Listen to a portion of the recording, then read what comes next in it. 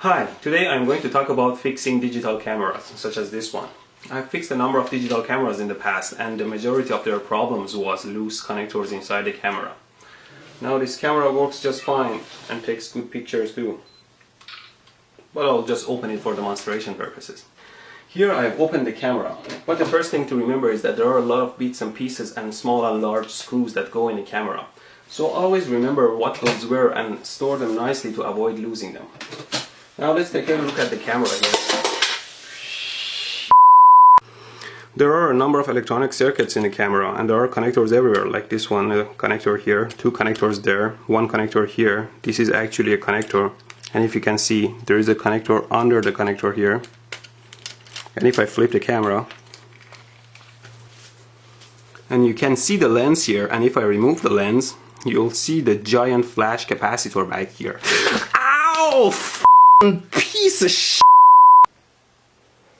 Apparently the flash capacitor is holding around 300 volts of charge in it, and it can hurt a lot if you touch it, so I recommend you discharge this capacitor before working on the camera. It's not the best way to do it, but I'm gonna short the capacitor with a wire. Steady. Steady. It's okay, it's safe now. So really, a few simple steps and then you put your camera back together, and it's guaranteed to work for many years to come.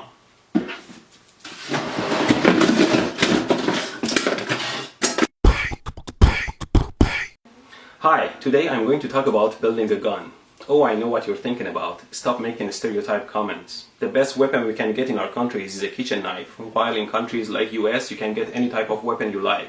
And with all the shooting and killing in your countries, you shouldn't really call me names.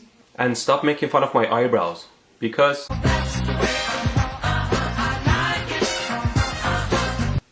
according to your gun-loving people, it's not guns that kill people, it's people that kill people. So all I'm doing is teaching you how to build a gun, and it's your duty to shoot each other. So don't.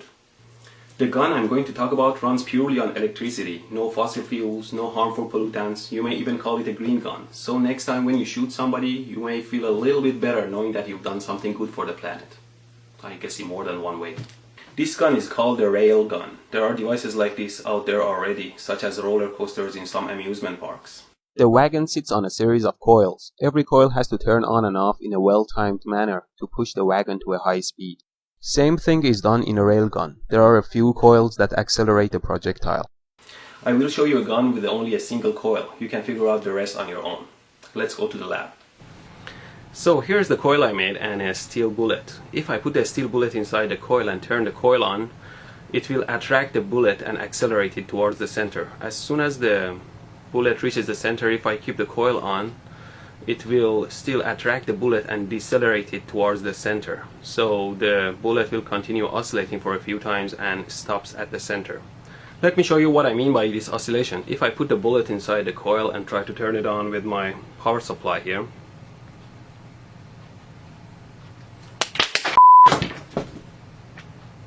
well, it's always safer not to work with live loose wire, so instead I'm using these alligator clips here. I put the bullet in and turn the power supply on so you can see what's going on. There you go, you saw what happened. Oh, shit. Always make sure the wire gauge can handle the high current. You can see the oscillation I was talking about here. So the key to a successful launch is that when the bullet reaches the center of the coil must turn off. Now to do that, I'm going to use an infrared sensor like this one that will detect the tip of the bullet and will turn the coil off. Here's the schematic of the circuit I made. You can analyze it if you like. So, say hello to my little friend here. I put the circuit together and I'm gonna shoot the box. I put the bullet in and there's a switch here that acts like a trigger. So here we go. Well, it's always wise to aim away from yourself. So let's try again. Put the bullet in. Wow! Let's try it a couple more times.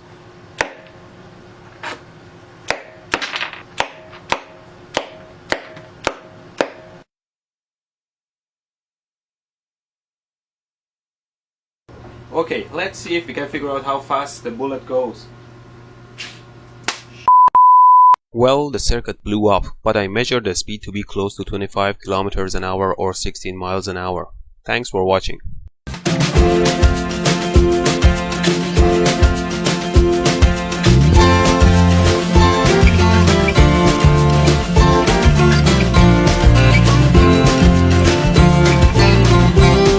Hi, Ray William Johnson begged me to teach him how to make an electric toothbrush. Jesus, I don't want to see this guy make an electric toothbrush. It's actually quite simple. All you need is one of these milk foamer thingies that you use to make foam from milk and put it on the stuff you drink. It's actually called a frother. What the f is a frother? Mother frother. It has a DC motor and 2 AA batteries, and by pressing the button it works. Never run motors when they are loose. Now I have to make it more like a toothbrush, and for that I took this thingy from my daughter's handicraft stuff and I'm gonna wrap it around the wires of the frother. Okay, here we go. Just add some water and some toothpaste and you're ready to go.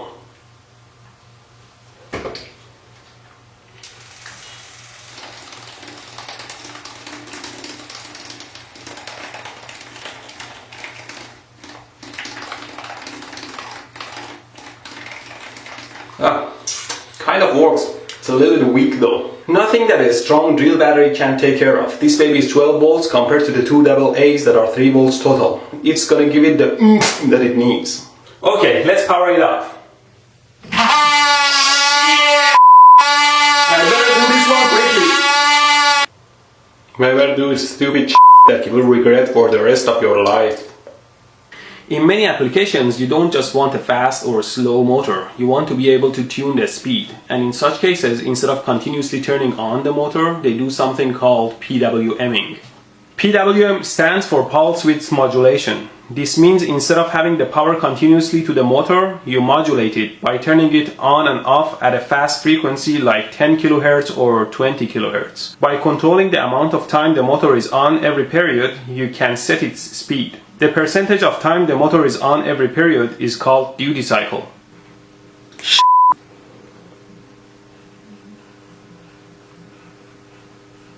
Here you go. I have designed a very simple circuit to create a PWM with tunable duty cycle to drive the motor. It's made of a couple of blocks. This one regulates the 12 volt real battery voltage to a fixed 5 volt as the supply voltage. This one is an oscillator that generates a sawtooth waveform. This one compares the sawtooth signal to a voltage level tuned by the potentiometer, and its output is a PWM signal. As the potentiometer voltage changes, the PWM duty cycle changes. And last is the MOSFET transistor that acts like a switch and turns the motor on and off fast with the PWM signal. Some simple shit. I'll talk about it more in my website electroboom.com. It's a very simple and yet effective circuit. Let's turn it on.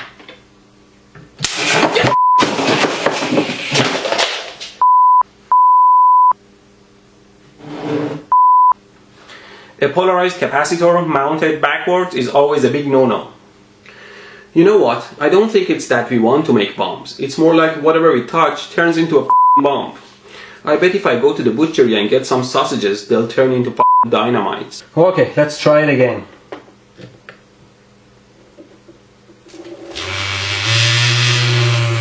Hey, it works! Now you can control the speed for the best brushing action. Let's go to the washroom. Hi, Ray William Johnson begged me to teach him how to make an electric